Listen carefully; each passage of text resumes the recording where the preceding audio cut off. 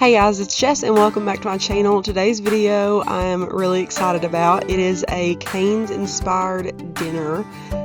I say inspired because these chicken tenders were not exactly like Cane's, but the bread and cane sauce was. So I'm super excited to share this recipe with you guys, and I hope you guys give it a try and enjoy today's video.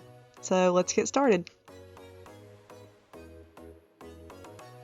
To start this dinner off, I'm going to go ahead and make this seasoning mix. We're going to need it throughout our dinner, so it was just easy to make it and set it out of the way so it was ready when we needed it. I'll leave the exact measurements in the description box below for you guys.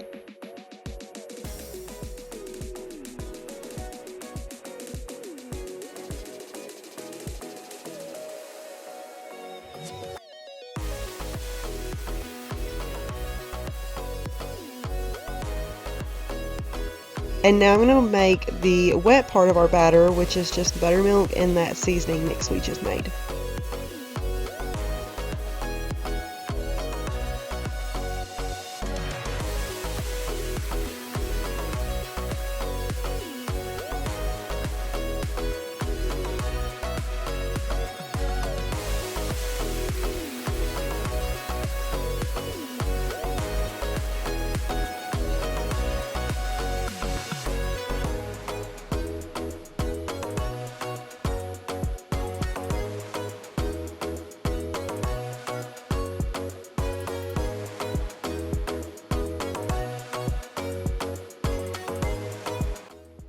So the first thing I done to get dinner ready was to get my bread ready. So it was already done when I was ready to cook it. I just took this bread and separated it and buttered it on both sides.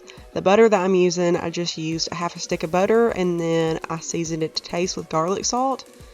But this made it super easy for when the chicken was cooking, and I could fry this bread really quick by the time we were ready to eat.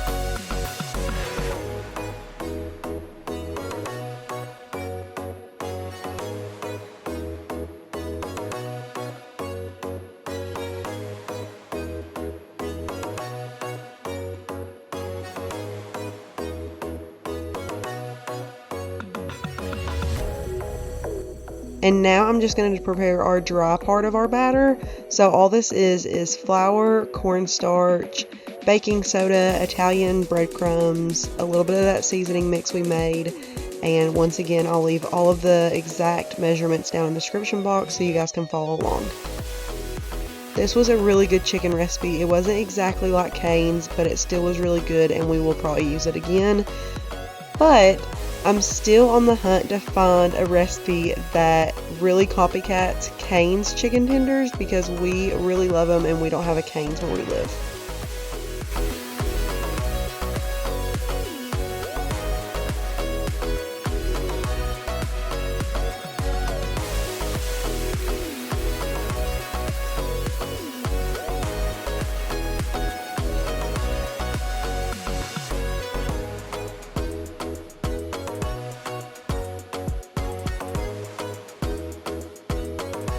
So here I'm trying to make our breading process as simple and as easy as possible. I've got a lined cookie sheet with a piece of parchment paper and a cooling rack on it to lay our chicken after we bread it.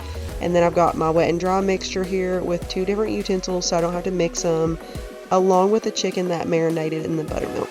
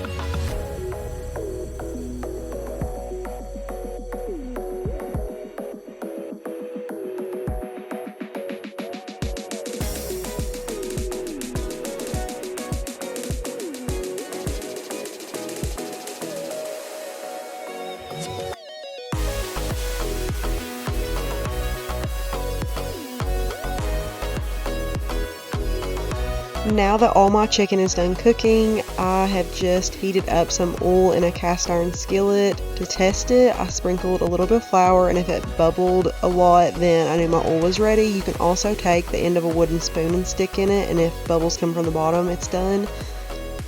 But I just put my chicken in here, let it cook for about 2 to 3 minutes on each side, and then I flipped it, put it on a different clean cooling rack, and let it set for a while until we were ready to eat.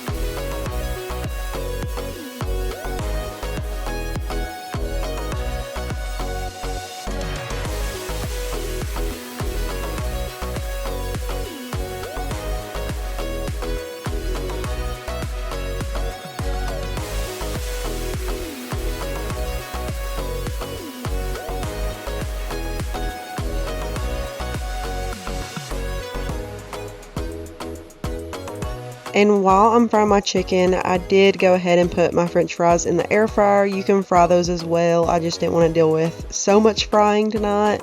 So I stuck those in the air fryer and got them cooking. And now while this last batch of fried chicken is cooking, I'm going to go ahead and get our bread started so it's really, really hot and warm when we're ready to eat.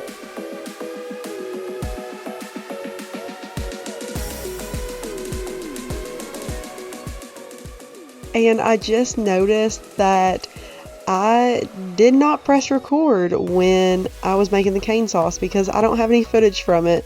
So I will leave the exact measurements down below. The cane sauce was exactly like it is at Cane's.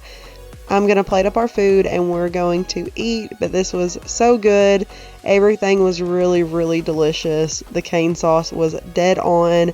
We all loved it, and it was a great way to get our canes fixed at home when we don't have a Cane's near us. So I hope you guys give this recipe a try. Let me know what you think. And if you have any tips and tricks to get that chicken a little bit closer to Cane's, I would really appreciate it. So I hope you guys enjoy, and I'll see you all in the next one.